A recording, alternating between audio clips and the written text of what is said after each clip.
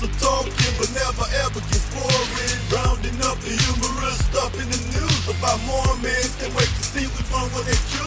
All right, everybody, welcome to This Week in Mormons. It's me, Jeff Openshaw, your founder. I just played with a new toy, a sound pad. I hope it worked fine. If it didn't, you heard silence for 20 seconds. Either way. While we were bebopping our heads back dancing. I mean, for the lip syncers among you, you might have seen the words that I was singing along to our classic, Mormon. You know the one, this one. This one right here, Jared.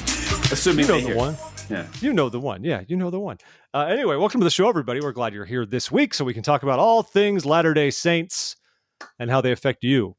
And we, of course, appreciate your feedback and interest in what we're doing. We'd love to hear your comments on these episodes and what you think of the articles and the news we discussed. So shoot us an email, contact@thisweekinmormons.com, or comment on the post that will accompany this episode on Facebook or Twitter, for example. You can find us at facebook.com/thisweekinmormons or at @TheRealTwim on Twitter, a handle we should probably change, but I've been saying that for 11 years. That's what we are. I don't know if I've said this before, but it reminds me of, back in like the late 80s, early 90s, there were two Ghostbusters cartoons. There was like the first one that came out and it was terrible. It was a horrible cartoon. And then when they actually created a Ghostbusters cartoon that was based off of the movie property, yes, it was called The Real Ghostbusters. So every time I see like that handle, The Real Twim, I'm like, yeah, it's like The Real Ghostbusters. But The Real Ghostbusters was the one where Slimer was their friend and Egon was a blonde with a massive curl. Yeah, it was sort of a pompadour tube thing. Yeah. Of her hair. Okay. And eventually, like towards the end, before it got canceled, they were calling it Slimer and The Real Ghostbusters because they really wanted to capitalize on that comedic. It's always the supporting players. It's like how Urkel took over Family Matters. Right. Yeah, it should have been called Steve Urkel and the Winslows. My wife a few weeks ago, so we got into a very random discussion about, if you remember, his alter ego, Stefan Urkel. Stefan Urkel, of course. Yeah. It was like the Nutty Professor thing, yeah. And so we were debating because I was like, isn't Stefan Urkel just his alter ego? And my wife, Danielle, said, yeah, but I swear there's like an episode where like they're both in it. And I'm like, well, I thought he was just an I thought this was a Gollum situation, right? I thought this was just an alter ego. Turns out both are correct. We did some digging, and Danielle decided to watch. She watched the last 3 episodes of the entire show. That's how she spent her evening. Stefan Urkel was an alter ego, and then some other nonsense stuff happened, and he actually created like a physical manifestation of him. It's like the end of Superman 3 when he fights himself, Or Superman 4 when he fights Nuclear Man on what looks like a Japanese monster movie. Who was more or less a clone of him because they created Nuclear Man from that hair that Lex Luthor stole from the museum. Jared, I think you're embarrassing yourself with your knowledge of Superman's 3 and 4. Everyone knows it stops after 2 for the old ones. That's just... Yeah, I mean, because then it skips right to Superman Returns with Brandon Routh, which also wasn't... But they pretend that 3 and 4 didn't happen. But yeah, and then that one, it's like, oh, you watch the first 10 minutes of the movie, fantastic. And then after that, it's like, you can stop now. That one wasn't very good. Obviously, Man of Steel wasn't great.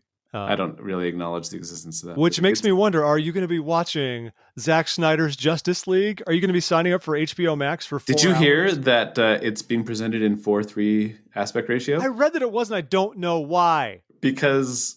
art? I don't know. I mean, I saw a trailer for it and I was like, why is this clipped? Is this just someone else grabbed it and just messed with it so they wouldn't get No, he made the decision to put it into 4:3. Like, it's because he's a terrible director. That's the reason why. I mean, does he think it's going to be on IMAX and people are going to go to it anytime soon? That's the only justification. If you have a full scale actual IMAX screen. No. The thing then is, you could do that. He's a bad director and he makes terrible decisions. No, the word you're looking for is auteur. That is what... Isn't it auteur? I don't know. It's a French word. I don't speak that. I don't know. Freedom fries. That's all I know. Hey, isn't that technically cancel culture? Like calling them? I wish that would have stuck. I wish freedom fries would have stuck around. I think that would have been hilarious if we'd still called them that even to this day. How many people were actually calling it freedom fries? I don't know. I think I was on my mission when freedom fries really freedom happened. Toast. It happened in earnest. So freedom toast. The funny thing is, in France, they just call French fries fried potatoes. Isn't that what pommes frites? Pommes frites, yeah. Pommes frites would be. Same thing in Spanish, papas fritas. You just fried potatoes, Yeah. Well, this has been engaging. I might check out the old Justice League if I'm feeling bored one day and want to spend a whole week getting through 4 hours of movie. But that's the other thing. It's 4 hours long. Like, I mean, I know you want to kind of correct the mistakes that he believes that Joss Whedon made, but does that mean it has to be a 4-hour movie? This is Warner Brothers just saying, do your thing, man. We don't care. I don't know if I'll watch it because it is rated R, apparently. Oh, yeah. I think he added in a lot of F words. What I've read, so reviews came out today. I've heard there's 2 F words in it that are, the review described it as, quote, hours apart to remind you how long the film is. Okay. Hours apart. And apparently there's violence, of course, but it's so like CGI cartoony. It's like watching, it's like that rated R cut of the Hobbit 5 Armies movie. I don't know if you saw the director's one of that. It just looks like it looks like a. It was hard enough to watch the regular one. So I say this as somebody who loves like Tolkien material. Like I just did not care for the Hobbit movies. I did go to the movies recently. I did too. I went because I kept on going to them because I kept on thinking, well, this one is where it'll get good. It was sort of, I guess I was practicing a sort of entertainment version of the sunk cost fallacy. I was like, I'm invested and I'm going to keep going because at some point this investment is going to pay off, and it never did. It never does, especially not with the Hobbit movies. Lord of the Rings trained us that it does pay off. You stick around for all 3 and it just gets better and better. But I'll tell you what would convince me to watch Zack Snyder's cut. Is, you know how he had to digitally remove Henry Cavill's mustache because he was filming that Mission Impossible movie at the time, in which he was contractually obligated to have a mustache. Yes, because he was a villain.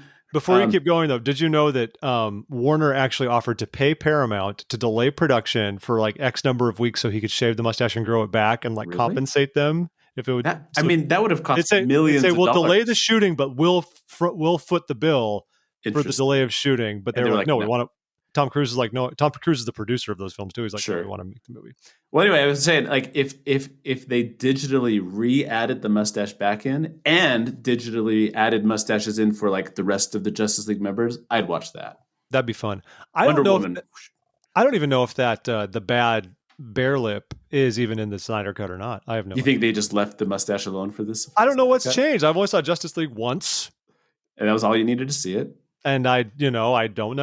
I don't know. It's. I think the very fact that this whole thing exists, even though everyone, yes, this is a Latter-day Saint podcast, but the fact that this whole Snyder Cut thing exists is a weird monument to the power of like fanboys and edgelords and all kinds of. It's bizarre that it's actually come about, but I guess that's where we're at in the streaming era today. We'll talk about toxic edgelords later on in this podcast. So we don't have any Mike Lee stories this week. No, we don't. What? But we have other toxic aspects of yes, so the fringes of the culture. And hopefully, I was a little worried going into this week after last week's episode. News seemed slowish in general. I was like, well, Jared's going to be on. We always have good banter. We're going to be fine no matter what. We could have 3 stories and we're going to be okay. 45 minutes of banter. Yeah, which is for some how Twim used to be many years ago when I remember. Yeah. Yes. And it was insufferable to listen to Al and I talk for 25 minutes about absolutely nothing. But things happened, and there's no point, not just dancing around it, folks.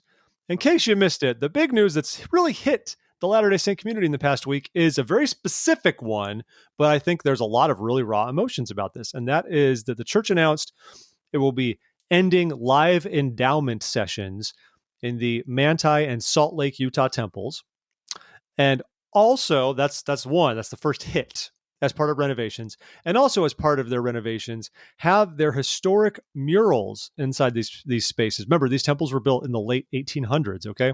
Have historic murals removed. Like portions of them preserved, but just removed, like just taken out. They're not having art historians come in to remove them in fresco style and keep, put them in the church history museum someday so everyone can see it. We don't know the extent to which things will be removed, but they have not said in any way that they are actually trying to like keep all of them. But they are taking pictures. Yeah, what I read is taking pictures, and then they said that there would be portions like that would be removed and preserved in a certain way. But like really, and maybe I'm reading too much into it, but it's funny because, they keep using the word removed. But I think we should just kind of call it what it is. They are destroying the murals from these temples. They're not. Oh gosh, Is this what you're going to do now with your soundboard?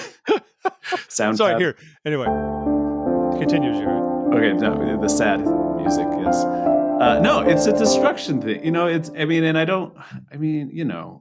hard not to use that word. I agree. I know. And please don't take this. I've seen conversations online where people have been like very upset about this. And then the immediate response of certain commenters is, you must be anti-church and anti the brother. And let me tell you, I am not. I am very pro-temple. I am very pro, leadership of the church. I'm pro the church.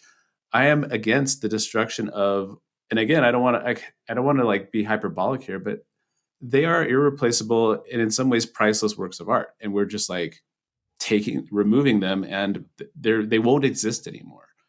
Yeah. And it's hard to like feel okay about that, because it's not only artistic, but also I do think that these murals are a part of our spiritual heritage. And like people, like one of the things I was reading, articles I was reading, talked about how a lot of the people who painted the Salt Lake murals actually were sent to Paris to study art so that they could come back and make the interior of these pioneer temples beautiful. And then with the Manti Temple, it's Minerva Teichert is involved, and who was arguably a master artist. And like, I mean, I don't know, arguably, I think she's considered a master artist. And so these are not just like, some people who, the type of people who sign up to clean the chapel on Saturdays came in and painted some murals. Like, these were people who sacrificed portions of their lives to gain an education and create beautiful works of art to make the temple a more sacred space. And I'm like, why? I just don't understand. I can't wrap my head around just not doing everything possible, sparing no expense to preserve every square inch of this that we possibly can. And I have it's funny because just last week, I think on this show, I think it was last week, I was talking about the Manti Temple and how I think it's my favorite temple in the whole church for a number of reasons.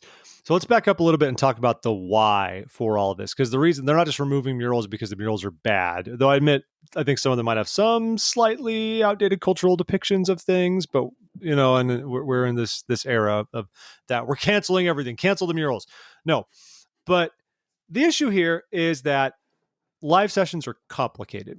Now, Manti and Salt Lake can both until this point, can only offer lessons in English, okay? And live sessions take a lot of temple workers to do as well. Of course they do. When you put on the slideshow, you can have one officiator running basically the whole session. And let's be honest, a lot of these officiators are elderly and may have a hard time with memorization and standing up and delivering lines like that for an extended period of time. Exactly. It's onerous work. That's one part of it. It's hard for who are largely elderly temple workers, and it requires, I haven't done a live session for many, many years, but I mean, if you think about how many different voices and characters you hear or see in the video. There's a cast. All of them are represented in a live session. Individually, which in many ways adds also additional context, I think, based on some of the things we do in the temple, because you see a bit of a different process about how things happen when the congregation is involved and this and that. And that alone is cool. That's one of my favorite things about live sessions. I've only done maybe 3 or 4 of them, but I feel like I learned in a different way from doing. But they are hard to pull off.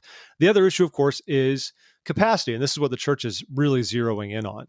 The problem is live sessions are only in English. And in Salt Lake's case, that means there's a temple right there in downtown Salt Lake City that's only offering sessions in English, where you have other languages in need, right? So that's understandable. That's an issue. And also live sessions typically just take longer. And when it's a progressive style room setup, 5 rooms is normally the norm for a live session. You have the creation room, then you move on to the garden room, and then you have what we basically call the terrestrial, or the world room, often it's called, or the world room is in the case, especially in the Manti Temple, it's very much called that. And you move your way through, but that takes longer. It does. And accommodating people in that way. By getting rid of that, you can have a lot of sessions at once. I mean, our DC temple is a great example of that, Jared. It's one of the few temples with the central celestial room. There's actually only a handful in the church that do that. Jordan River, Provo. I do not know if renovated Ogden does that. Probably not, based on how they do things nowadays. And it has 6 ordinance rooms around it. So they can crank out a lot of sessions simultaneously as needed and serve more members. That's the whole reason behind all of this. They've looked at this and said, Salt Lake and Manti temples cannot serve enough saints, and they can't do it in different languages. And obviously we have the endowment available in 80 plus languages at this stage. So So that's an issue. I understand that. But I do say the flip side of it is twofold. One, I feel like if you look at it like in Salt Lake, how many temples are popping up in Utah right now? Like, how many temples are they building? Do they keep announcing for Utah? If the issue is capacity, do you really mean tell me they can't just like build a temple over on like the East Bench somewhere? They can't build a temple in Mount Olympus or just somewhere out in that neck of the woods to help? Obviously, a whole new temple is a massive, expensive undertaking. I get it.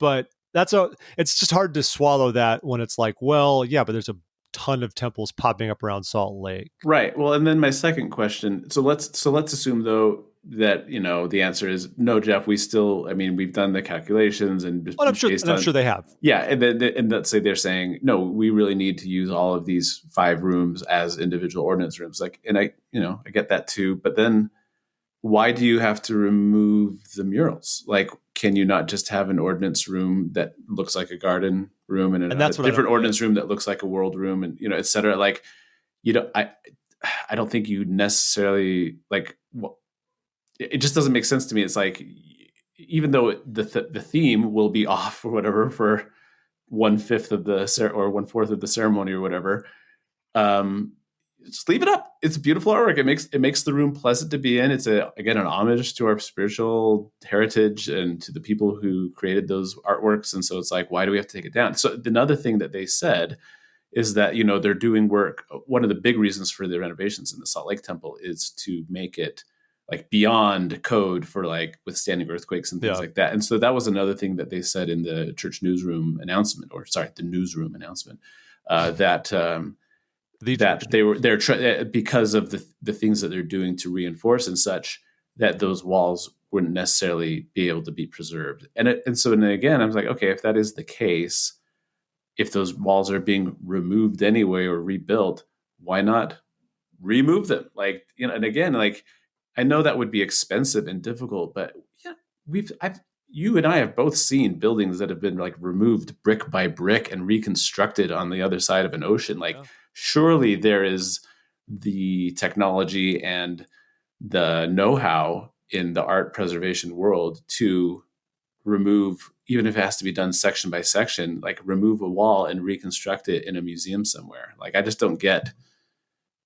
I mean, what it comes down to me, it seems like the bottom line is this would cost a lot of money. But think about it, like the reason we built a Nauvoo temple is because a private citizen, a private member came up and said, "Hey, I'm going to foot the bill for this Nauvoo temple." The reason why we have the printer's manuscript of the Book of Mormon. Is that what happened with the new one? I didn't know that. Oh yeah, there wouldn't be a Nauvoo temple. The church had 0 plans to rebuild it, but a private member said, "I'm very much interested in like restoring this building." And once they announced it, tons of individual members started also donating. Of course, yeah. But yeah, same thing. The reason why we have the printer's manuscript of the Book of Mormon is because a private member footed the bill to pay, for it, to buy it. And so I'm sure if the church said, just kind of put it out there in their, low level channels, hey, we really want to preserve the Manti and Salt Lake artworks, but it's like way too much money for us to justify spending. I can't believe that some private member or a group of members wouldn't come forward and just say, we will pay whatever it takes to preserve these things. I mean, so yeah, it's just, I don't understand it. I agree with that too. The funny thing is as well, in 2019, when they were announcing some of the changes to the Salt Lake Temple before it closed up for the renovation, I mean, the church was on the record. The actual director of historic renovations for the church said the interiors would be like, spruced up, but remain unchanged. The murals would stay and a live endowment would continue. This was what the church publicly stated when revealing the plans. And if you even look up, even on one of our own articles, Salt Lake Temple renovation, they'll show renderings of how it's going to look when it's all done. And the instruction rooms are very clearly live instruction rooms, as they've been, without a video component involved. And so somewhere along the line here, they've decided to, change direction a little bit. And we don't exactly know why. I don't know what was not evident then that's evident now, for example, unless, and I'm with you, I don't get it either. And even like if some reason you can't preserve the murals, I could understand that if you have to reconfigure the room to accommodate a video projector. In many of these rooms, there's a big door, there's a doorway that goes to the next room in front of you, for example. And that like a lot of that area have to be cleared out, both the door and the mural, just to have a screen or a wall upon which to project. So some elements of that I completely understand. The way the rooms are designed, it can be an issue for video. I mean, Manti is especially that way. And most of them, I've been in Manti since college, and Manti is super cool because you go up a little bit room to room, which I think might also be an absolute mess for like people in wheelchairs and things like that. I don't know how they. In Salt Lake, there's an elevator. You're in 2 rooms, that's and then an you go issue upstairs. too. And I've seen people discussing online the issue of accessibility in temples in general, but especially in these older temples like that. And obviously all are alike unto God, and He turneth no one away. Right? He doesn't turn anyone away. So if that's the case, we do need to make these accessible, and I believe in that. But I just don't. Like I said, what I keep coming back to is, okay, I get it. Like I understand that there's a justification for just like for removing these, but I don't understand the justification for not preserving them. One thing, and I haven't seen this discussion online because, and I get also the reasoning behind removing the live endowment, but I think there is a loss because there's like, again, I don't know, there's some cultural cachet for sure, like for preserving the practice of a live endowment. And also I've only done one twice, and they were years apart from each other, but I remember feeling like, oh, you get a different perspective. You get some different insights when you see it being acted out. And also, these people are sort of actors, and actors always bring their own interpretation to words they emphasize and things like that. So I think that's kind of nice to have that. So if the issue is we want to just get more people through the temple, and Manti isn't a high traffic temple, I don't think, but Salt Lake certainly is. Why not? This is my proposal. And if we have any brethren listening, and we probably don't, let's bring the live endowment to Nauvoo, because there's no way that's a high traffic temple. Maybe during tourist season, but it is a temple where when they built it, I did a session in Nauvoo once, and it's all the film, but you do progress from room to room. It would be very easy to convert Nauvoo into full 5. I believe so, because they wanted to recreate the way it was done. They wanted to create the rooms. I mean, it's definitely not. I mean, we don't know the full layout of the interior or how it was decorated and things like that. But as far as I understand, so you move room to room, and I would love for them to say like, okay, well, let's make Nauvoo the live endowment temple, or even if it wasn't like all the time because it's set up for film already, you could say like 5 sessions a week, we do a live endowment in Nauvoo, because I just think there is interest and a benefit to preserving that practice, at least on a small scale. Yeah, it's a part of our cultural heritage, and it's absolutely true that doing the work for the dead doesn't have greater value in one of these temples over another, right? The covenants you make in the temple are the same in any temple you go to. I did note that there are some remarks from leaders in the church, not leaders like the 12, but people who work in the temple department, managing directors, and these sorts of folks who've described like the St. George, for example, as one of the quote premier temples of the church. So there's a mentality that there is a specialness to these temples, and you were trying to treat them like they don't need to be special anymore. They should just function like all the other ones. And you did mention Manti, for example. It has like 22, 23 stakes feeding into it. Some of those are YSA stakes. Most of central Utah, I think it stays busy, but at the same time, I think you're right. It's not moving at the clip of Salt Lake. Right. And additionally, if there's pressure about foreign languages, for example, I read the Manti Temple basically, it's just there's no demand for like a Spanish session in Manti. If there is, it's minimal. It might be there.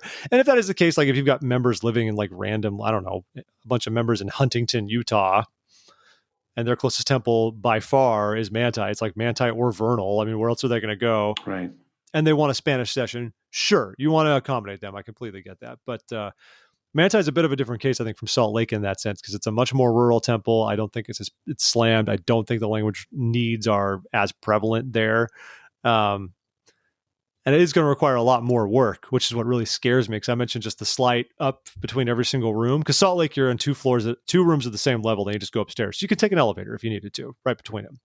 Manti, that's just basically impossible. I don't know how they would even accommodate that at all.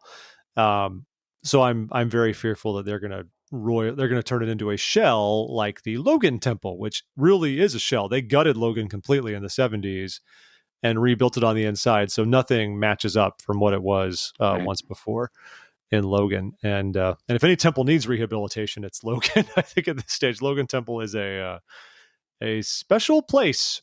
It's interesting.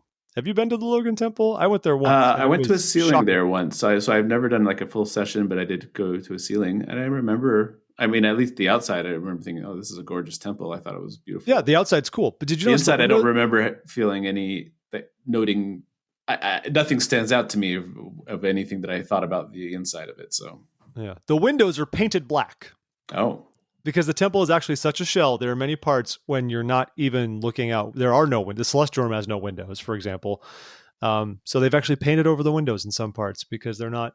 They could fix that. Is that what the Rolling Stones were singing about? The windows in the Logan Temple? Probably. Painted black. Either that or it was the fake windows in the Manhattan Temple. Might be that one too, which that is one of my favorite tricks. If you ever go there, folks, it's a building within a building for sound deadening purposes. And so you're in rooms because the church, they know natural light, I think, is inspiring. I think that works well in temples nowadays. But if you're in the celestial room and you're seeing that daylight pouring in, those are just lights around a fake window on a fake wall, which I think is hilarious, but you can't even tell. It's great. Yeah, so I'm with you. Why can't we preserve this? I don't know. And it's weird to be going to this. Like they're making St. George more pioneerish with its renovation because St. George was normalized at one point.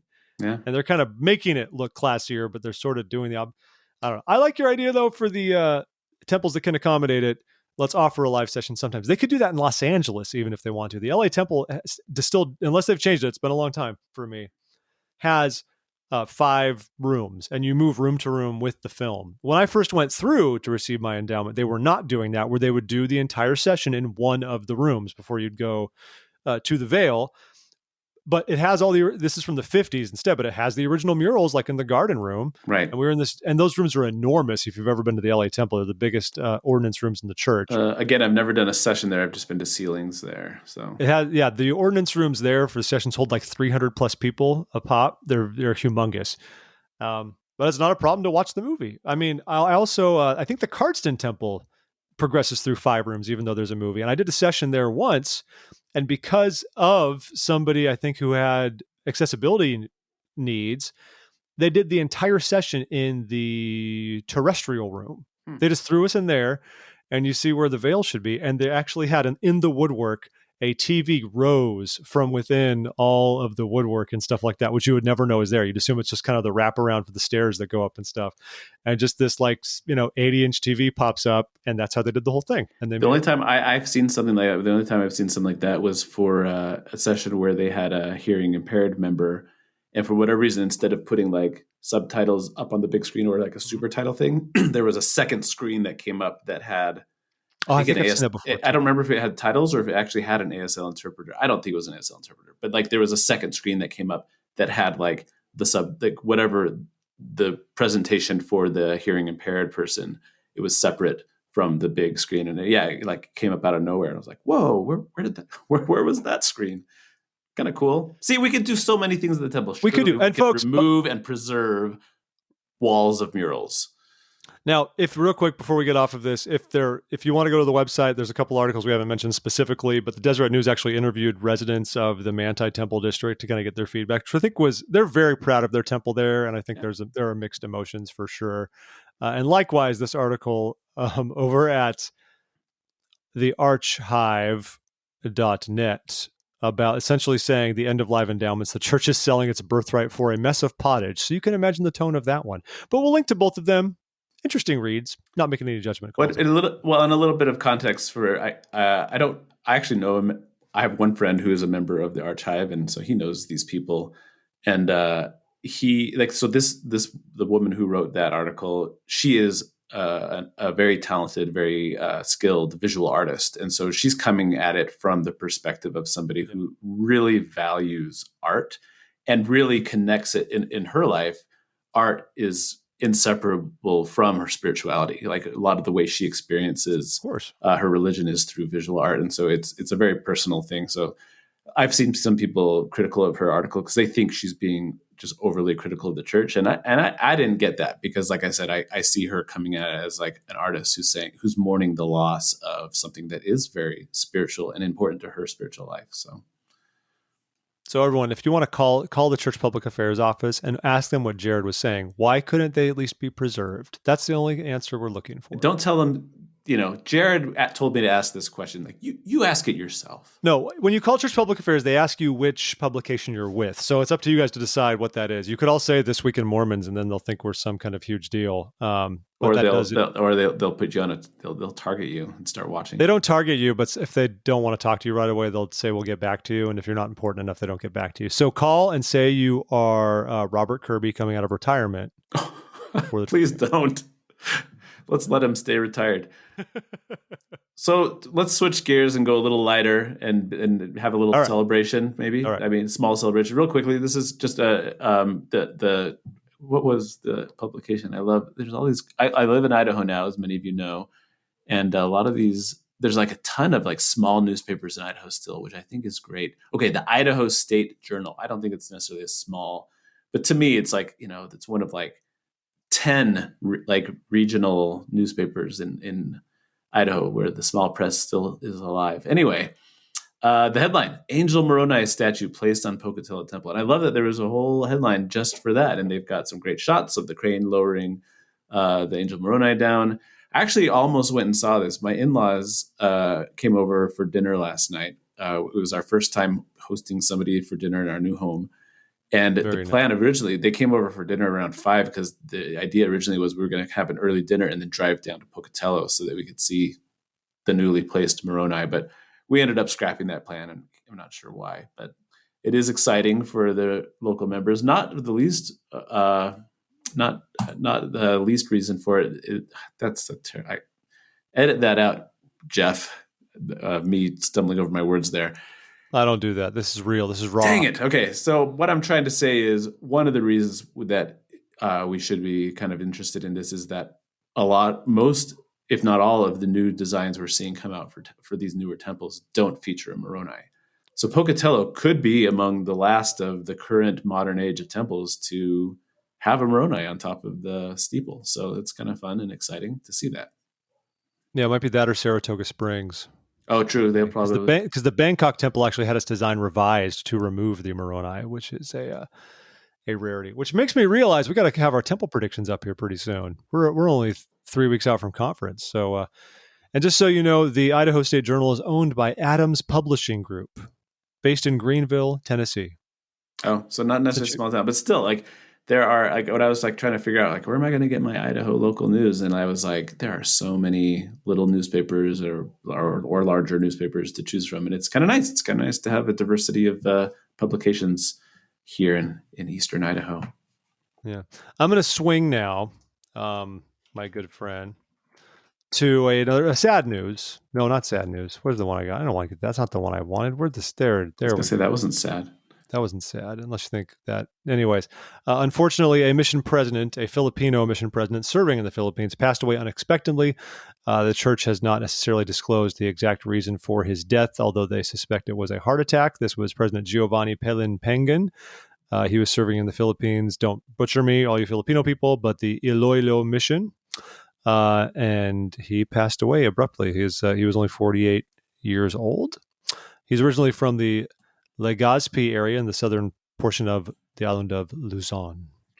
So that's sad. This doesn't happen very often. I mean, I remember we reported years ago when a temple president died abruptly. It's actually, and we don't really know how or why, right? I mean, no, generally they choose people who are in pretty good health, who aren't extremely old. Like, mission presidents, I think, are sort of the younger branch of church leadership at large, and so it's really surprising when somebody dies suddenly like this. Yeah, so it's sad. I mean, the church, Sam Penrod, a spokesman for the church, said they believed it was a heart attack, but that's all we know. And unfortunately, you can't always predict those. So I can't imagine what that's like. I mean, obviously for his family and his loved ones, but imagine being a missionary too, and then you get word that your mission president has just suddenly passed away. I can't imagine what it's like to go through that. That would be a major morale hit, even though you're there doing the Lord's work and your mission president is just one person trying to organize it and keep it going. I just, I think about that happening to either of mine, and what a blow that would be to everybody. Yeah, no, I mean, and I know not everybody always has a good experience, mission presidents are kind of the same with bishop. You kind of spin a roulette wheel, and sometimes you have one that you connect with, and sometimes you have one that you don't. But I loved my mission president. I can't imagine how I would have felt if he had died in the middle of my mission. I don't think there's many missionaries who'd be okay with it. No, I don't. I mean, I'm not suggesting that missionaries would be okay with it. I'm just saying that, like, I think a lot of missionaries, and not. I was just trying to acknowledge not all missionaries have a good, close, personal connection with their mission president. But sorry, I didn't mean to say that the other group would be like, oh boy, my mission president died. No, nothing like that. This is what I do. I'm part of the liberal media. I take your words and twist them. You're like the people interviewing Alma and Amulek. You're trying to take my word and twist them and use them against me. You're a modern day Zeezrom. That's me. Hey, he repented and became a powerful ally. Well, I'll wait for that news to come out of your home, Jeff. Jeff's repented and became a powerful ally of the church. We're all waiting for that, Jeff. So let's pivot a little more, and I'm going to just say tangentially this is connected. That this is a really interesting headline, and I think a lot of people find this interesting. The Trib reported this. This is from our good friend Peggy Fletcher Stack. She wrote an article with the headline "New Leadership Roles to Expand Women's Influence in the LDS Church." And what's interesting is that this is happening right now only in Europe, but in the Europe area, I think, is that what we call it? Is it the Europe area? Yeah, they used to have 3. Now it's just the 1. Right. It's they've created new roles for women, and they are calling them. There's a great. Oh, they are called International Area Organization Advisors, which is a super interesting and long title. And then, according to the article, it says that they will mentor congregational officers and participate in leadership councils of the Church of Jesus Christ of Latter-day Saints in the region. And it says they will give instruction to church leaders and provide women's perspectives at all levels of councils. And all of those things sound really good to me. But as I read through the article, I kept on looking for more like detail about it. But what does that mean? Like, what are they doing? Like, what happens when their boots hit the ground and they show up at these meetings, or what happens when they're not at meetings? And I couldn't really tell like exactly what this means that they do, but I think it's good. Like, I think any time we see expanded roles for women in leadership in the church, outside of I'm a primary president or at least society president in the ward level, stake level, etc. I think this is good. I think it's nice to see that we're saying like, oh no, women's voices are essential in conducting this work. Yeah. And let's give them more positions where their voices are heard and where they have a say. But again, I would be interested to see, in practically speaking, what does this mean? What are they actually doing day to day, and what effect will it have in the long run? What are you actually doing? What are you doing, women in Europe? Sorry, there I go again. Zeezroming on you. I agree. I love this. I am curious what it means. I guess Europe's like the pilot for this, because I don't see why they can't do it anywhere else. Or maybe this is a desperation move in Europe because the church they just don't have enough leadership. Yeah, the church isn't going anywhere. Like you said, there was the Europe area when I was a missionary there. There were 3. There was Europe West, Europe Central, Europe East, and they've just slowly consolidated them. And it's a sad time for all involved. So I think this is terrific. I am all about let's let women's voices be heard, because I value their insights quite a bit. And it's just, it's easy to mow them over. I think that we've done a much better job in the past handful of years trying to improve ourselves culturally and administratively and involving women in that capacity, but obviously more is good. And I think everyone should take that opportunity seriously. Agreed. Well, this was some of my favorite news of the last week. I was only mad because the Trib beat me to the punch on writing something about it, because I found out about it on my own, I'll have you know. What am I talking about? President Elder Uchtdorf, because he did this because he was demoted and he was angry. Demoted. Was according to political contributions are public record, and if you dig up political for good contribution, reason, right. They should be, absolutely. If you dig up political contributions over the past few years, you'll find one Dieter Uchtdorf, who lives in Utah, who is described as, I believe, not working or retired, something like that. According to the filing, contributed money to a bevy of Democrats. during the past campaigns. You're talking he contributed to Biden-Harris and then contributed money to both John Ossoff and the Reverend in the Georgian elections. Yep. Plenty of, I think the grand total is somewhere only over about $2,000-ish, something along those lines, I believe. But that's money. So the first thing I saw were these filings. I was like, and you're just like, Dieter, now you might not think this is a big deal. For one, of course, I love the classic headline: "You can't be a good Mormon and be a Democrat." Here you are, apostle, doing this. At the same time, political contributions are verboten for general authorities. Because of the political neutrality stance of the church. But it's only been that way since 2011. President Monson instituted this.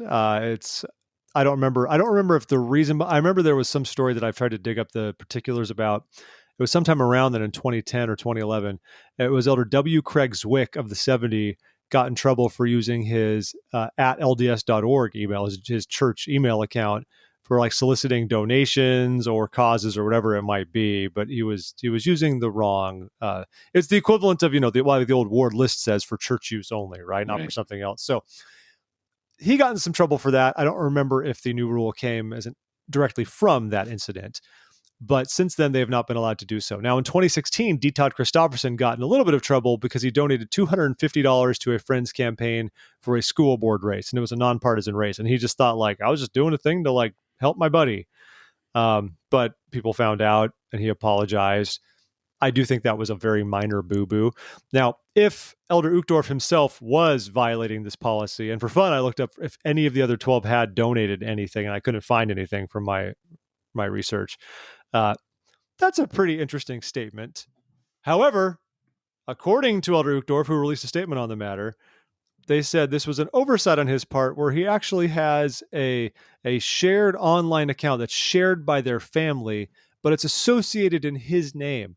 So he's basically saying, I didn't do this. My family shares a political donation account because we share things like that, like we share Netflix passwords. So and they made donations in his name, and he said this was an oversight on my part. People in my family donated to these campaigns, but it happened in my name. So is Harriet Uchtdorf, as a wife of an apostle, is she also forbidden from making political donations? Yes. The spouses are also forbidden from doing so. So when he says family, he's not pushing it off onto his wife. So yes, supposedly one of his children. How far does the conspiracy go, Jared? That's my second cousin used my political donation account and he made an off. I don't know. It is super interesting.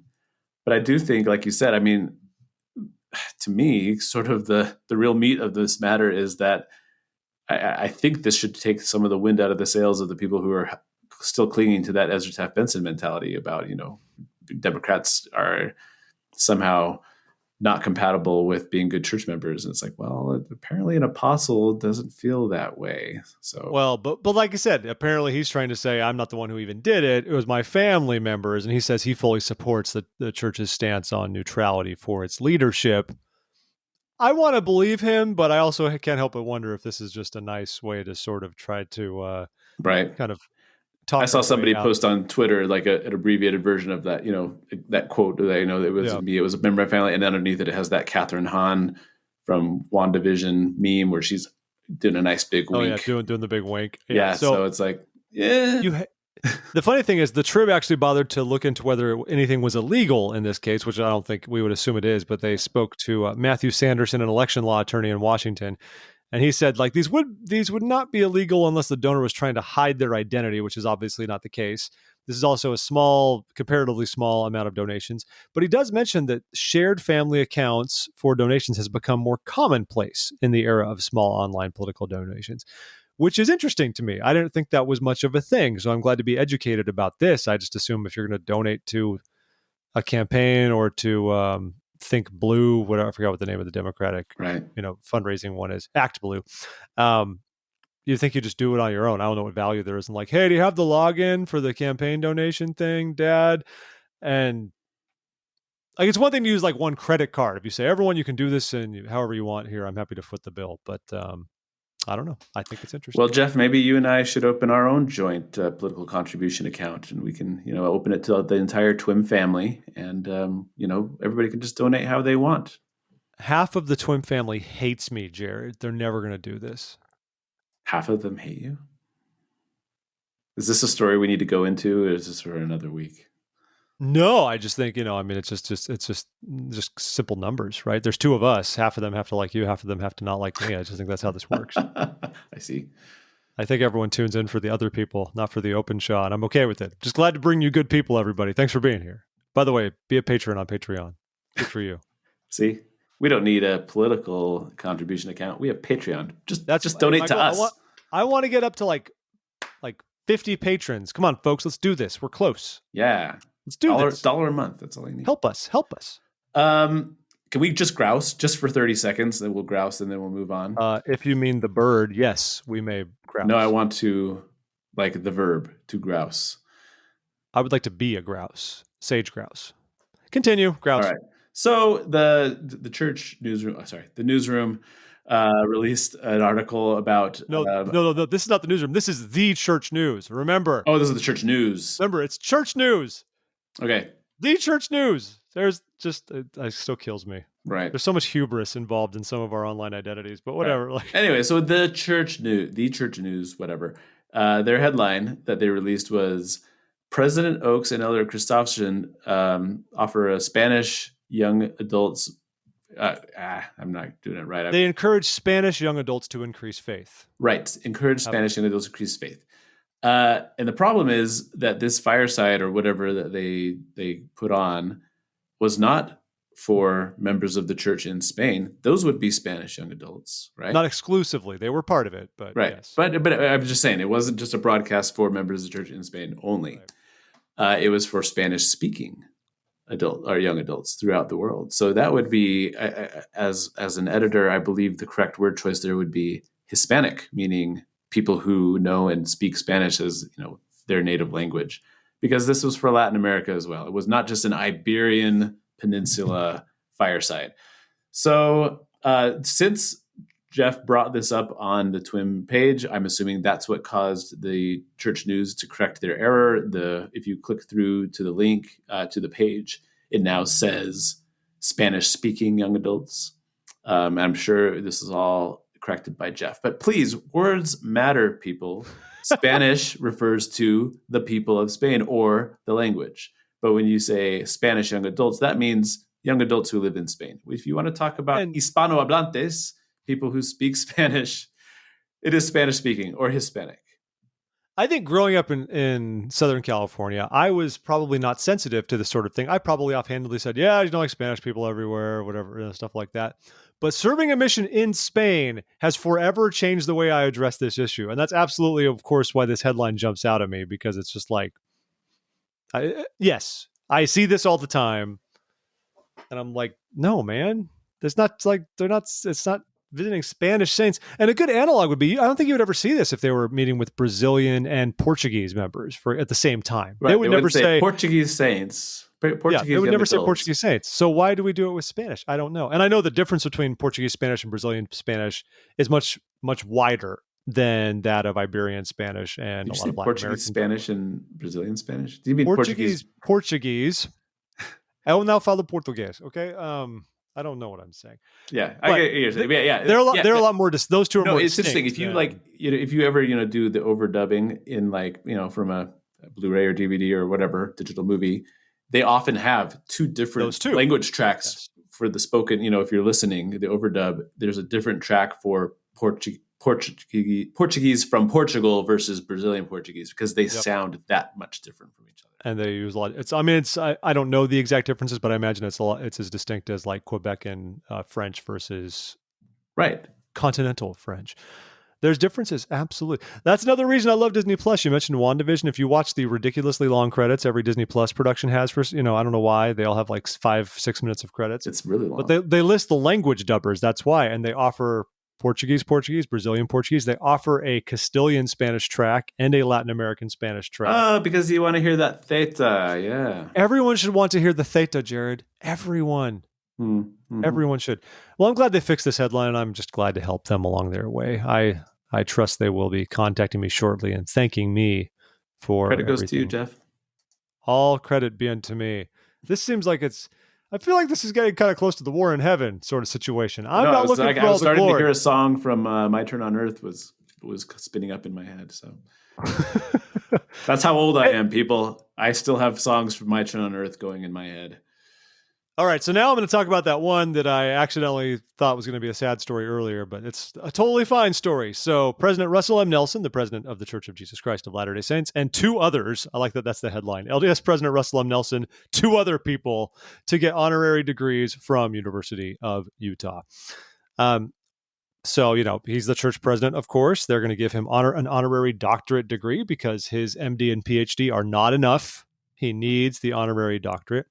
But joining Nelson in getting the degrees from the U are education advocate C. Hope Eccles and the father of biotechnology, William J. Rudder. These people are like big-time afterthoughts in this article, even though they do get a profile deeper down, which is great. I'm glad that they're all getting their due. The main thing that I just wonder about, like, an honorary degree, like, is it in anything? Is this general studies? Jared, what do you get the honorary PhD in? I don't know. I mean, I've been to a few commencement ceremonies at universities where they bestow these honorary degrees, and I don't think they ever say an honorary doctorate of blank. I think they just say I'm bestowing, and they give reasons why they're giving an honorary doctorate. Yeah, and the article talks about that. Contributions to the field of blank, or inspiring people to blank, or what. Like there's always but they never say because you. Inspired people and were a leader in the field of education and increasing the reach of education. This is an honorary doctorate in education. They don't say that, I don't think. I think they just say it's an honorary doctorate. And I think it's just sort of like getting a medal. It's just like, here's your medal. Yeah. Here's your honorary medal, not medal of valor or medal of, whatever. So I want it to be in something. It should be in family life. That's what I want them to do. Marriage, family, and human development. Yes. MFHD. Here's your MFHD doctorate. That's all BYU gives out. Is that their only doctorate? No, I'm just kidding. It should be. I don't think there's. I know there's a master's in MFHD or an equivalent. I don't know if they still call it that, but there's a master's program because and generally it's for people who are going into like counseling and things like that. Yeah, that's useful. But I don't think there's a PhD level for that one. Another quick mention, folks. President Nelson has provided leadership exactly 22 times during the pandemic. That's according to the Deseret News. 22 times President Nelson provided leadership. It's just a nice list to remember all the nice things he's done and the things we've been up to in the past year. It was a nice article, sort of just a little inspirational of like, here's some really notable, I would call it 22 notable moments in his That's leadership. Not what Tad Walsh said. He just said 22 times. He did not qualify them, Jared. That's all there's been. I refuse to accept the premise. But I swear there was a 23rd. I can't name it like right now, but that one's going to be coming during General Conference. Just wait. We'll update the article. So it's a nice list. It's good to review stuff. Remember like the global fasts we had? Or that nice little video that he made for us, when he gave us an apostolic blessing or not a prophetic blessing. Like that was my favorite, probably. And then there's the give thanks stuff. Like, they just revisit a lot of just like highlights of the last year in which President Nelson gave us some nice inspiration and leadership. So that's good. Good job, Tad. No complaints. Nope. Another, just really quickly, there was an interesting, so this is from the newsroom. It's about Elder Holland. There was they're basically quoting and reporting on a devotional that Elder Holland gave, and the takeaway quote that they made into the headline was, "Don't take institute, let institute take you closer to God," which is very, we love Elder Holland partly for his clever wordplay. So, good on you, Elder Holland. To me, what's more interesting to me than the campy appeal is that I think this kind of addresses a reality that institute attendance is down. I taught institute for about 3 or 4 semesters, a little like in the couple between 2 years ago and a year ago, and it was interesting even in just that time from when I started that first semester that I taught to the last semester that I taught, you could just visibly see like fewer and fewer people coming, even just in that course of year. And so I think I see this happening, and I think that one of the reasons why Elder Holland is making this appeal. I mean, and it's an important one. I do believe that Institute can help you come closer to God, and I like that attitude. It's like I'm not just taking a class; I'm attending a class that helps me out.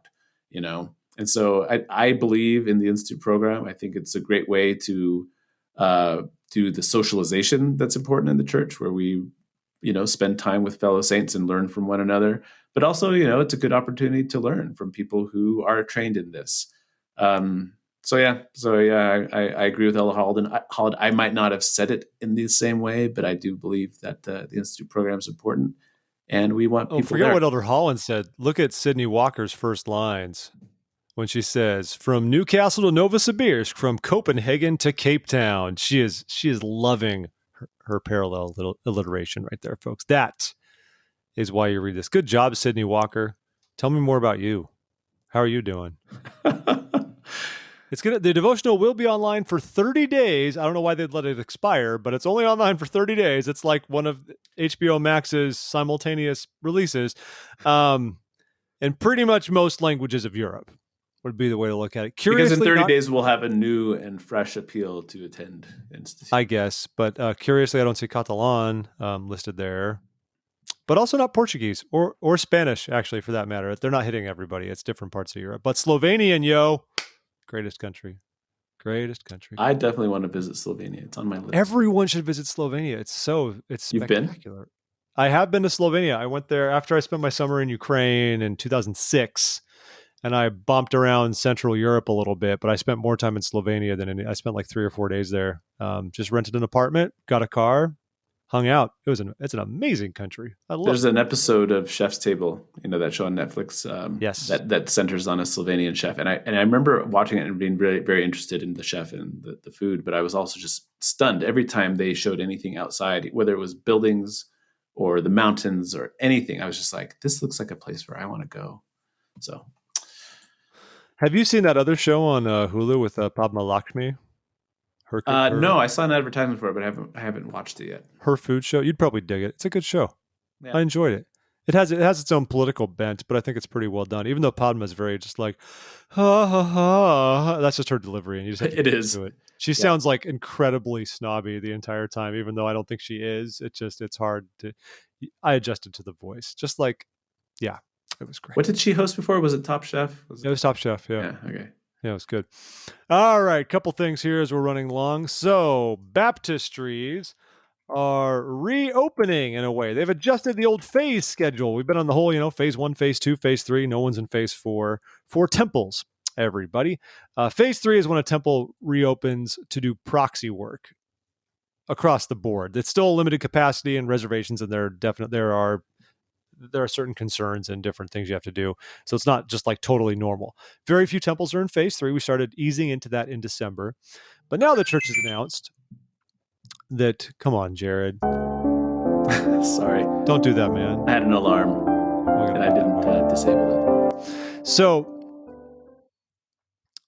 they call this phase 2B, which to me sounds like just like a room or something where you're supposed to learn. But they're going to open the baptistries for small groups. And President Nelson announced it on social media. And that's great. He just said, like you can imagine, it's been very hard to close our temples. And we're just grateful to announce this new phase where obviously there are still restrictions. There are still safety protocols, all sorts of things in place. But we will open up the baptistries once more for small groups in a handful of temples. I'm looking at the list. I'd say this is about 14 temples maybe or so. You got Paraguay, Bern, Switzerland, Calgary, Copenhagen, Cordoba, Argentina, Edmonton, Frankfurt, Guayaquil, Kansas City, Manila, Medford, Oregon, Portland, Oregon, Seattle, Washington, and the Twin Falls, Idaho Temple. So, Jared, if you want to get your baptism on, you can just go follow that old freeway along the Snake River and go to Twin. What is that? The 84? What freeway is it? 64? 18? I can't remember. I don't know. You live in Idaho. Yeah. Well, I think 84 goes from Salt Lake up to Boise, so I would have to hop on a different highway to connect. Well, isn't that the one? Well, once you go down, now I'm getting on Google Maps. This is the important thing for our listeners to understand. There's a different western highway that I do that connects to the 84 and then takes me west. Oh, there's the 86. There you go. You take the 15 to Pocatello, 86 cuts across, then you get on the 84. I have to go down to Pocatello to get over to Twin Falls. That doesn't seem right. That's the most. That's the straight shot, man. That's what you want to do. Boise is the one that doesn't make sense. You're right. If I go straight west, I hit it mountains. So okay. Yeah, I mean Boise is basically at the same latitude you're at, but you have to hoop down. Yeah, you have to go along the river. Yeah, it's like a 3-hour drive to Salt Lake. It's a 5-hour drive to Boise. It's not. Idaho's dumb. We should break it up. Real quick, one thing that I thought was really interesting about this announcement is, and especially as I looked and then saw, how they laid out the different phases, like they're opening small group baptisms, and it's not just families. They said it could be youth groups and things like that. They're opening, and this isn't live ordinances. Obviously, baptisms are in temple are only for the dead. So I'm curious why a small group doing baptisms, why that was considered safer and able to be restored sooner than like a small endowment session. I guess, especially because the baptisms are more. You're more physically proximate, right? Like by you're standing right next to each other, hands on. It's a hands-on, face-to-face ordinance, and I just thought that was interesting that they considered that like something that could be done sooner. I mean, I'm sure they looked into all the logistics of it and consulted with experts and found it to be okay. But I don't know. I just thought that was an interesting turn of events, and I didn't see that one coming. I agree, Jared. I agree. Go ahead. Tell us about your horror. So I don't want to spend a whole lot of time on this, but I do. I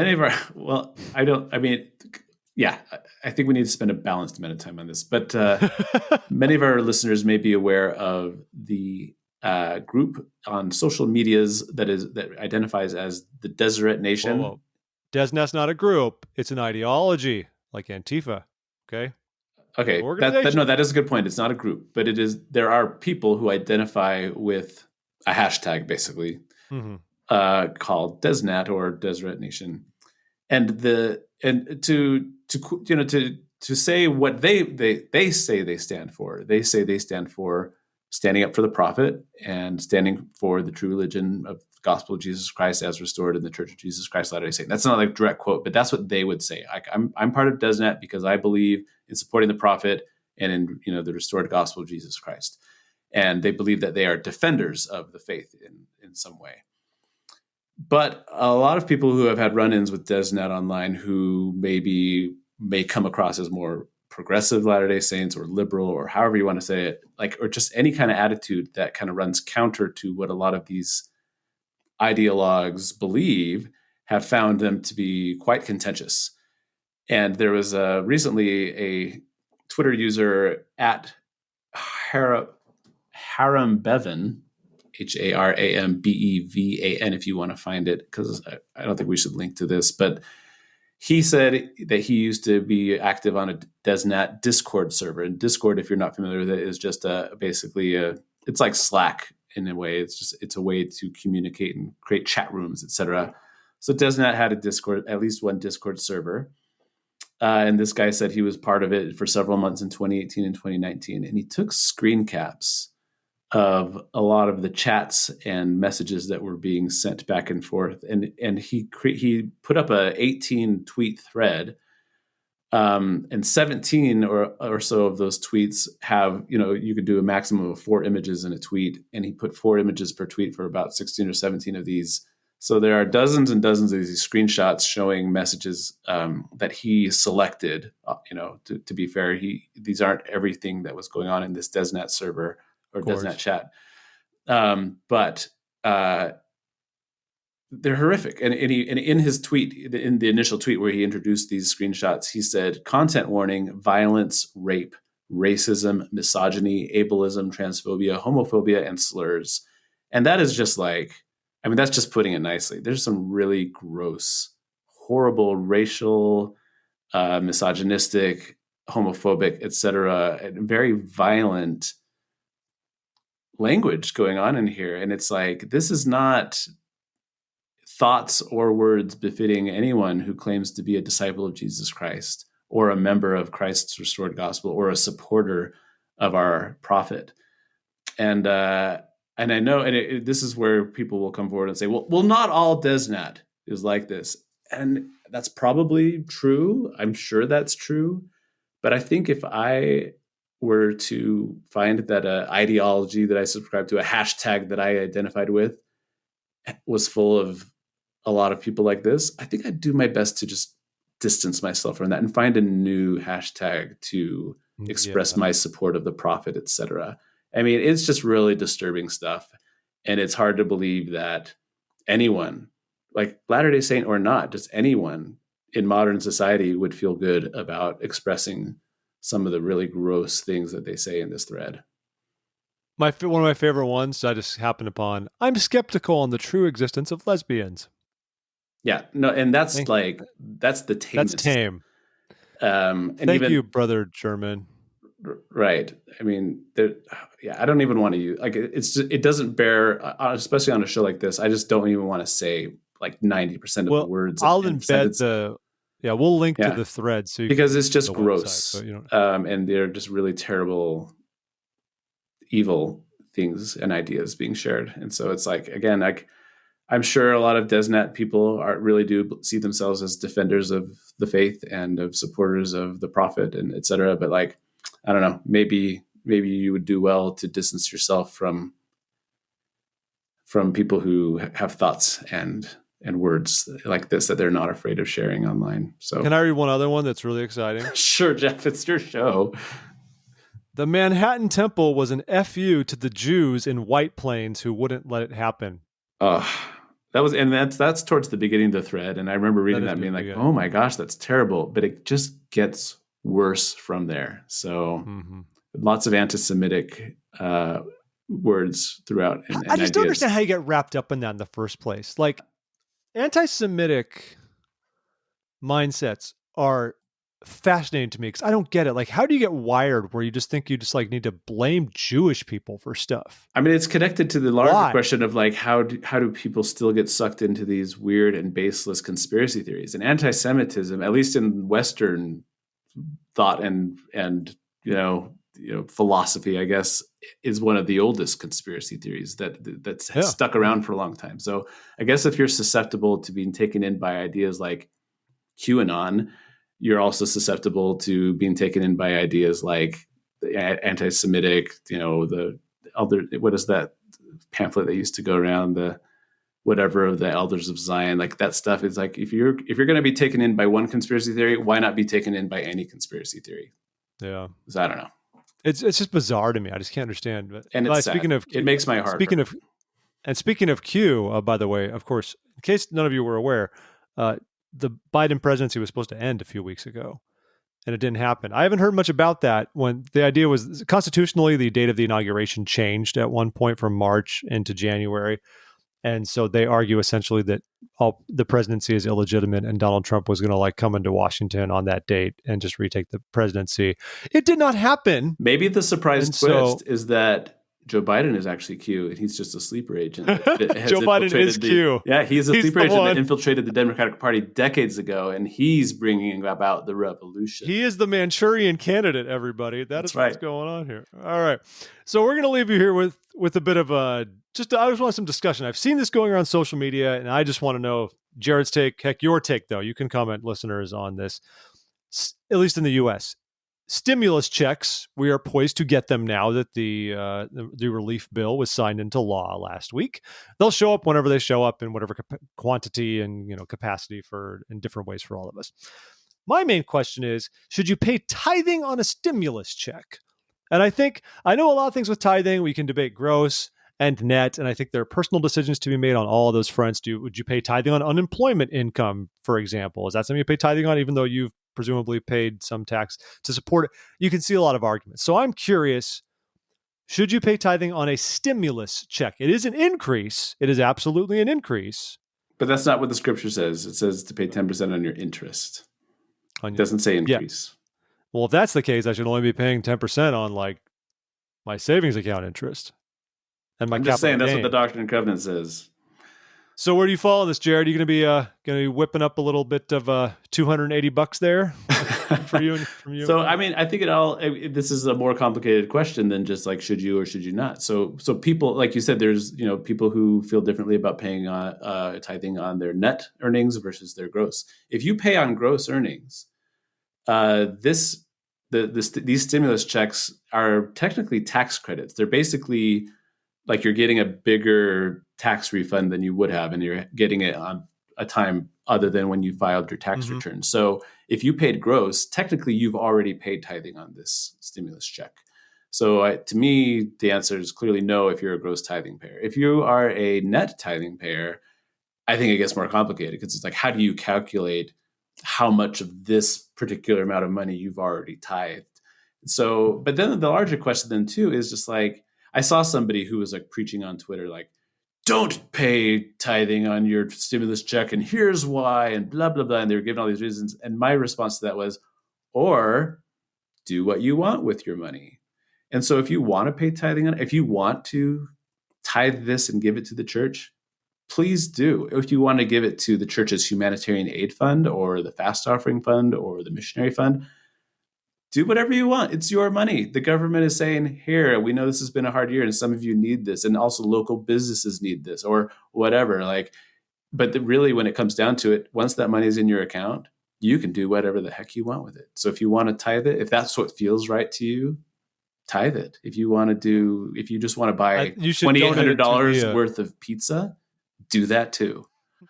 No, everyone, do a line item, donate it to the Preserve the Murals fund. That's true. Although it does say on that tithing slip, the church reserves the right to do anything they want with that money once you donate it to them. So you can say this is for fast offerings, but they might say, missionary fund. I'm with you, Jared, but I will say, I think the only reason people might be more hung up on it is, unlike any of these other donations, properly paying tithing is a factor on having a temple recommend. So people might be a little more concerned because they don't want to. I know, but when you sit down with your bishop and he says, does this represent a full tithe? And you say yes or no, he doesn't say, all right, let's pull out the books and see how you calculated it. Like, wouldn't that be hilarious if it was an audit, if the tithing settlement was an actual audit of your finances? No, but that's the thing. And I do believe 10% means 10%, but we do also acknowledge that there's a gray area between net and gross and things like that. And so I think if you feel that you can honestly say, I've paid a full tithe, like your bishop has nothing to say to counter that, So, I agree, it is a temple recommend question. It is a law we believe that has existed since Old Testament times. Exactly. But how we fulfill that law is largely left to us and to work that out between us and the Lord. And if you ask your bishop, well, I don't know, should I be paying net or should I be paying gross? If he's a good bishop, he'll say, you figure that out, and so. If he's a bad bishop, he will want to audit you in every way. Your money, he's going to have to see your browsing history, your social media activity. He'll be looking at your 401k and being like, we haven't calculated that as far as your tithing goes. And of course, they got to see how stable you are in case you're going to be called to a leadership calling. You can't be like a renter. I mean, come on. Those people, come on. Yeah, those lowly renters. We were halfway. One of our bishopric counselors is moving, and so they called a new one on Sunday. And I did not know. I'm the executive secretary, but our bishop, he played it close. Like, he didn't tell any of us about what it was going to be. So of course I was wondering who's going to be called. It wasn't me. And Jared, you've already been there. You know what it's like to be part of the fun club. But anyways, we were just joking about that because I have seen I don't think it's necessarily for counselors, but when vetting bishops, they wonder if they own their home versus whether they rent their home. They wonder about a lot of things like I know they do look for financial stability and things like that. Because one of the issues that has come up is, embezzlement of church funds, things like that. They want to make sure that, it's kind of like how when you're getting a security clearance, they look into whether or not you have debts and whether you are a compulsive gambler and things like that, because they want to make sure that you're trustworthy and not going to be tempted by bribes and things like that. And I'm sure a lot of that same logic applies to vetting leadership positions in the church, that they want to make sure you're not going to be tempted by the opportunity to embezzle funds from the church or the opportunity just to use your leadership in any kind of unrighteous dominion sort of way. So.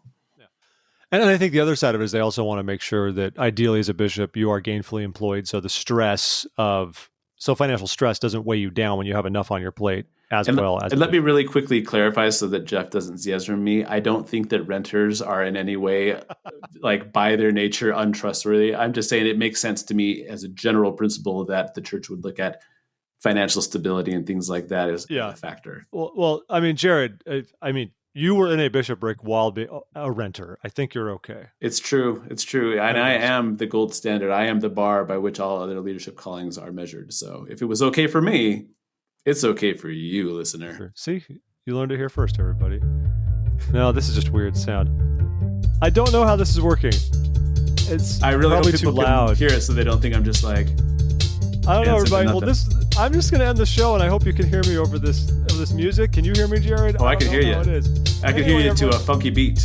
Thanks for listening to This Week in Mormons This Week. Please send us an email and do all those things that we say we want to do. Please follow us on social media. Please support us on Patreon. Please continue to be an awesome person, and we hope you have a great week doing so. Jared, thanks for being here, buddy.